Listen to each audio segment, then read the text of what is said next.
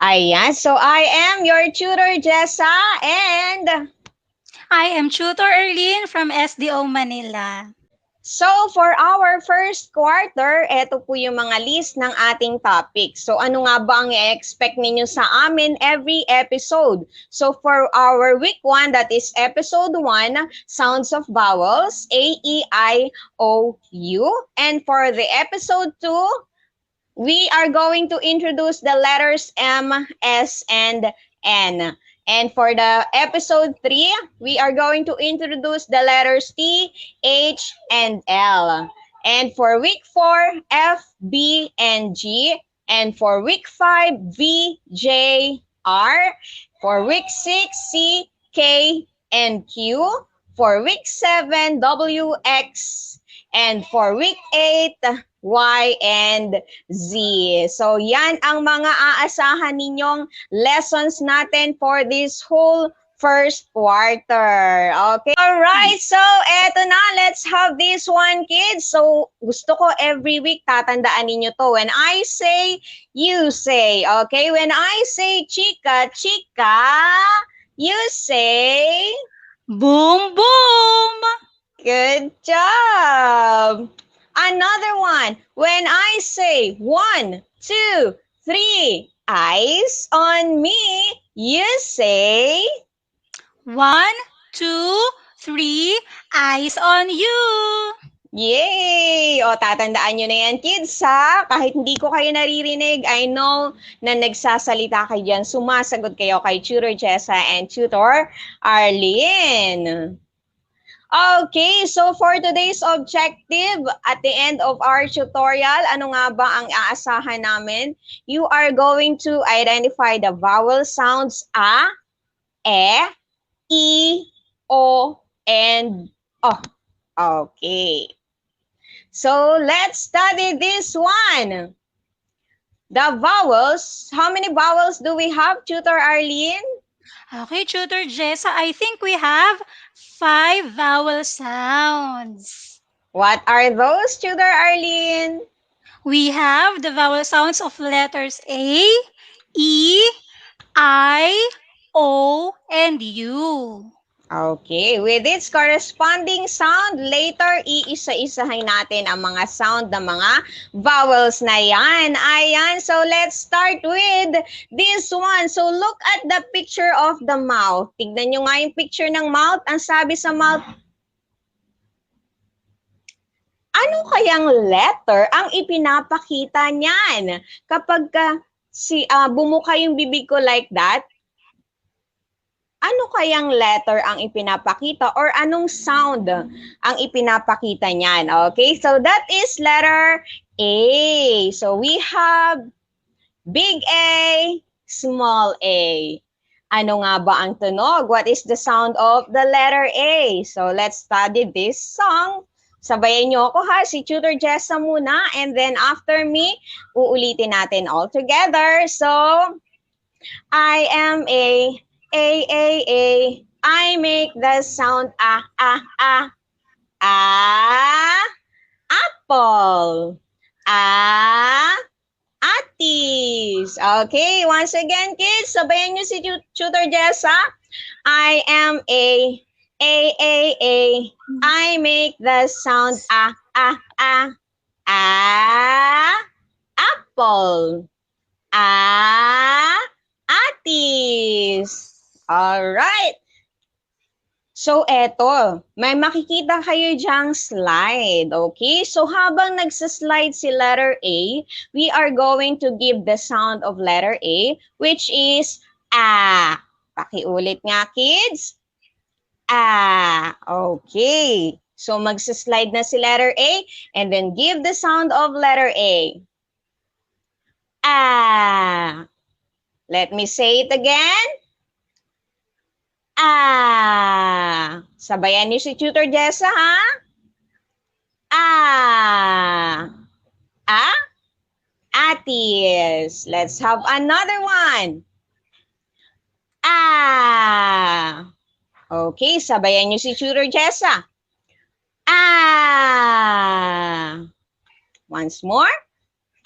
Ah. Ah. arrow. And another one, we have ah. Another one, ah. Ah. Ah. Ant. Okay. So this one, Tutor Arlene, pakibasa nga. Ano kaya ang gagawin ng mga bata para sa ating next activity? Because alam na nila ang sound ng A. Ayan, so you will clap your hands, children, if the picture that you will see on the screen begins with the letter A. And pag hindi naman, you have to wave your hand. Okay, so clap if it begins with the letter A or wave kung hindi. Alright, so let's have this one. This one is an arrow. Uulitin ni tutor. Arrow. Ayan, clap or wave. Okay, let's see. Arrow. Yay! Good job. Ah, arrow. Okay, let's have another one. This one is an egg. Egg. Clap or wave? Tutor wave daw po. Ganon din si Oh. Erica. Ayan, tama ba sila, tutor? Let's see. Yay, wave. Yay! Because it begins with letter E, egg. Okay, let's have another one. This one is an ant. Ant. So, nagsisimula kaya siya sa A? Clap, if yes, or wave, if no. May sumagot na kaya para sa ating number 3? Ayun, Ayan. meron na. Go, tutor. Ayan, meron na, tutor. Sabi ni Joydeline, ni Erica, at ni Jan Ziggy, yaan ay clap. Yay! Tignan natin kung tama nga ba. Yes, clap. Alright, so another one. This one is an avocado. Avocado. Clap or wave? Si Erica Martinez, sabi nila, clap. Wow, tignan nga natin kung tama nga ang sagot nila. Clap daw. Clap nga kaya. Yay! Clap. Good job. Okay, so this time you are not going to comment your answer, okay? Because the instruction or the directions is point the clouds that show the correct pair, okay? So on your screen, you are going to point all the clouds that show the correct pair, okay? So hindi kayo sasagot, kundi ipo-point nyo lang dyan, okay? So let's try. Ano kaya mga pinoint ninyo? Okay, I will give you time for this. Point all the clouds that show the correct pair. Okay. So, hindi kami magbabasa ng comment kasi hindi kayo sasagot sa comment. Okay? Okay, so let's answer this one. If you point all these clouds, ayan, and this one, and this one, and this, then you got it right. Sige nga, paki-comment nga kung sino yung tumama lahat. Kung naituro ninyo lahat ang clouds. Naituro nyo ba? Ayun, sabi ni Kent Jancy, 5 daw na clouds ang naandon. Yes, tama ka dyan, Jancy. Okay, done na sila mag-point ng clouds. Hello, Sir Siggy. 5 answers. Yes, okay. So, ayan, tutor. Arlene, it's your turn. Thank you, Tutor Jessa. Ayan, children. Take a look at the lips or the mouth. Tignan nating mabuti. Ano kayang sound ang ating mapoproduce pag ganyan ang posisyon ng ating upper and lower lips? So, tignan natin. That is the sound of the vowel E. That's the big E. And this is the small E. Tignang mabuti ha. Okay. So the sound of The big E and the small E is E. E. Ayan. So, makinig kayo mabuti. Kakantahin ni Tutor Arlene. And then, kayo naman dyan sa inyong pwesto ang kakanta. I am E, E, E, E. I make the sound E, E, E. E, egg. E, elephant. Okay, once more children, sabayan nyo ko. I am E, E, E, E. I make the sound E, E, E. E, egg. E, elephant. Ayan, good job sa mga kumanta dyan. Okay. Ngayon naman, let us produce the sound of the vowel E. So, mag-i-slide lang sa letter E. E. Isa pa. E. And once more. E. E. Eggplant. Okay, another one. E. E. E. E. F. Okay, another example. E. E. E. E. Envelope. Ayan. So, this time, same as yung ginawa natin kanina, you're going to clap your hands if the picture begins with the letter E. And if it's not, wave your hand. So, ganun ulit, you can comment your answers sa ating comment box, but do not forget to write the number before your answer para alam namin ni Tutor Jessa kung ang sagot nyo ba is for number 1, number 2, or 3, 4, 5. Okay, so let's get started. Okay, for number 1, the picture is envelope. Envelope. So, ano kaya ang inyong sagot? Type ng. Ayan, so the answer is clap your hands. Good job, children. Ang galing-galing naman ng mga bata. Okay, next one for number 2. Okay, the picture is elbow. Elbow. Ayan, you can now comment your answers. The answer is clap your hands. Good job, children. Ang galing-galing talaga ng ating mga bata ngayon. Okay, for number 3. So the picture is F. F. So don't forget, write number 3. Now it's your turn. Write your answer. Okay, the answer is clap your hands. Another good job for you, children. Okay, for another picture, this is a ball. Ball. Now, what do you think is the answer? Are you gonna clap your hands or wave your hand? Now, okay, wave your hand. Good job, children. Yay! All right, for another activity, you're not going to comment your answers. Diyan sa screen ninyo, you will just point the clouds that show the correct pair. Sige nga, try nga natin. And then, you can also comment how many clouds ang naipoint ninyo. Okay, sige. Yay! Bigyan natin Tingnan sila na. ng time. Oo, tignan natin kung may mabilis sumagot. Naku, si Earl, ang bilis niyang sumagot, 5 daw. Si Joanne, 5 din. Ayan, sino pa? Hello, Raven. Si Joanne, ayun, si Sabrina, si Kent, si Scarlett, 5. Ang sagot nila, 5. So, tingnan natin. Bilangin nyo, kids, ha? Kung ilan ang ipo-point.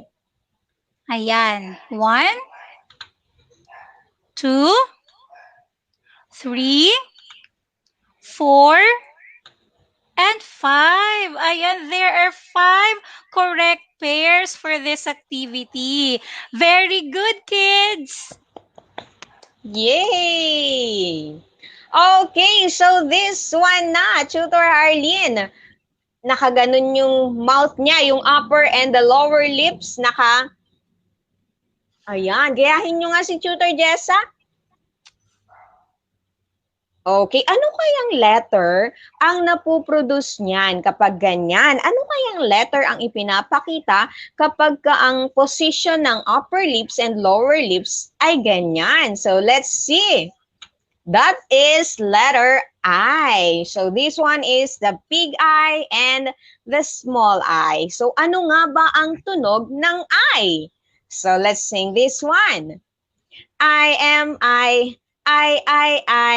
I make the sound E, E, E, E, igloo, E, Indian. Okay, once more, kids. Sabayan niyo si Tutor Jessa. 1, 2, 3. I am I. I make the sound E, E, E, E, igloo, E, Indian. Yay! Alam kong sinabayan niyo si Tutor Jessa. So, let's continue this one. Ayan. So, magsa-slide ulit si letter. And while sliding, let's give it sound. So, the sound of I is E. Sabayan niyo nga si Tutor Jessa once more. E. Another one. E. E. Insect. Ayan, it's an insect. Lamok. Let's have this one again. E. Another one. E. Sasabayan niyo si Tutor Jessa, ha? E. Inject. E. E. E. E. Ink. Okay, so eto ulit, activity ulit. We will read all your answers for this one. So again, clap your hands if the picture begins with the letter I ha, and wave your hand if hindi. Okay, so clap or wave again. Okay, so this one is an envelope. Envelope. Ano kaya siya? Clap or wave? Okay, wave. Correct. Kasi it begins with the letter E. Envelope. Good job, kids. Let's have this one. This is inject. So, injection. Oh. Yay! Inject begins with the letter I. Good job. Let's have this one. This one is an ink. Ink. Okay, let's see. Yay! Good job. Your answer is correct. Next, this one is an insect. Insect. Okay, so clap or wave. Yay! Good job, kids! Okay, so this one, ayan, iba na namang activity to. So you are going to write the initial sound of the picture. Okay, so pwede kayo magsulat dyan, or you can also comment down your answer. Okay, so this one is an atis. Atis, okay. So saan kaya siya nagsisimula? A, E, or E? A, E, E. Ang tamang sagot ay Atis. Good job. Next, number 2. This one is an eggplant. Eggplant. Okay, saan kaya siya nagsisimula? What is the initial sound? A, E, E. Uulitin ko. It's an eggplant. A, E, E. Okay. Ang sagot nila, Tutor Jessa, ay Are they correct, Tutor? Tignan nga natin. Yay! Good job! It's an eggplant. Okay, another one. This one is an insect. Insect. Okay, A, E. A, E, E. Comment down your Okay. answer. Ayan, pang number 3 na to. So, patingin nga ng mga sagot nyo, children. Tignan E. natin kung tama sila, Tutor Jessa. Tignan nga natin. Good job! E. Insect. Yay! You did it. You did it right, kids. So, let's have, ayan, Tutor Arlene, take it away. Ayan. Thank you, Tutor Jessa. So, pang ilan na to, children? Pang ilang vowels na natin to? Sige nga. Okay, very good. Kung ang sagot natin ay pang-apat na. So, look at the upper and the lower lips once again and then gayahin ninyo si Tutor Arlene. Ayan. So, unrounded. Okay? Oh. So, tignan natin. What is the fourth vowel?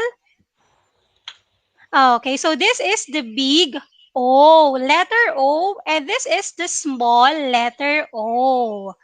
Okay. So, kakanta tayong muli para ma-memorize natin yung sound ng vowels. So, I am O, O, O, O. I make the sounds O, O, O, O, oval, O, octopus. Okay, isa pa. Diyan sa inyong pwesto ngayon, sing with me. Okay? I am O, O, O, O. I make the sounds O, O, O, O, oval, O, octopus. Very good. Okay, so pag-i-slide natin si vowel. So, tignan natin yung sound niya. O. Ayan. Once more. O. Okay, last one. O. Okay. O. Onion. Okay, another example. O. O. O. O. Oven. Okay, next one. O. O. O. Oval. Yeah, very good, children. Now, for this activity, you will again clap your hands if the picture begins with the letter O. Oh. And wave if it's not. O ha, children, tignan natin mabuti. So, do not forget to write the number first before your answer. Okay, for number 1, this picture is envelope. Envelope. Okay, so it's your turn now. Comment your answers. Now, tignan natin, Tutor Jessa, kung meron na silang mga sagot. Okay, tignan natin. Pero bago dyan, don't mind the letter E ha. Nakalimutan lang i-edit ni Tutor Jessa yan. Letter O na tayo ngayon. Okay, so may mga sumagot na, Tutor Arlene. Okay, tignan natin. Yes, wave, because it starts with the letter E. At ang hinihingi natin ay dapat nag-start sa letter O. Okay, for the next one. Ayan, what color is this? Ayan, that's color red. Now, this picture is an oval. Oval. Okay, so now you can now comment your answers if you will clap your hands or wave your hand. Tignan natin, Tutor Jessa. Ayan, so the answer is clap your hands. Very good, children. Ang galing-galing ng ating mga bata. Okay. Yan. Favorite mo ba yun, Tutor Jessa? Yes! Okay, so this picture is orange. Orange. Now, comment your answers if you will clap your hands or wave your hand. Don't forget to write number four first. Number 4 muna tayo. Three. Ay, number Three, 3. three. Number 3 na tayo. correct answer is clap your hands. Kilala ng mga bata to. Favorite din na nila yan. Okay. Yes. Ayan, for number 4. Don't forget our type first, the number 4. Ay, Okay. ibang Wait, activity. sorry. So this is another activity yan. We are going to write the initial sound of the picture. So number 1 na tayo ulit. So pwede nyo na i-type dyan ang answer if the picture starts with the sound of O, A, E. Ayan. So comment your answer, kids. So tignan natin. The sound of this picture is very good, children. Okay, for number 2. Ayan. So you're going to write the sound of this picture. This is oven. Oven. So ano kaya ang sagot? A, E, O. Ayan. So comment your answers now. They all answered O. O. Are they correct, Tutor Arlene? Okay, so the correct sound is O. Very good. Good job again, children. Okay, for number 3. Okay, so the picture is orange. Orange. Ano kaya ang sound niya?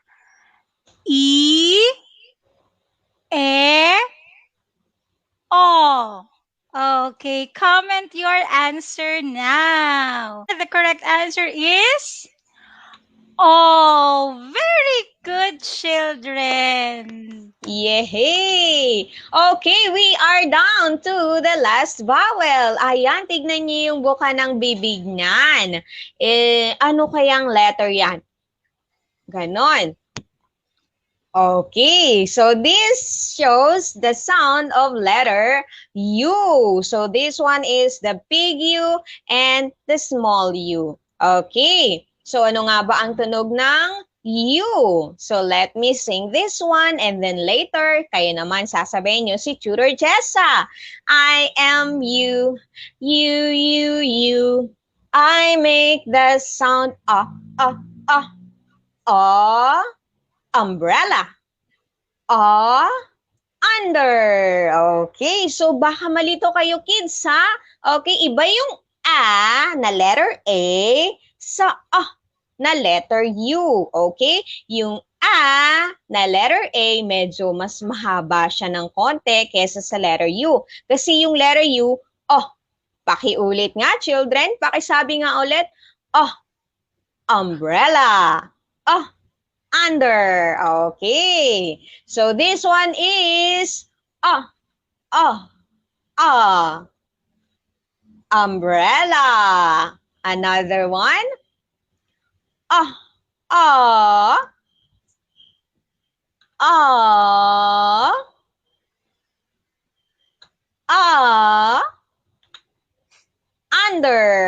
Under the table. Another one. Up.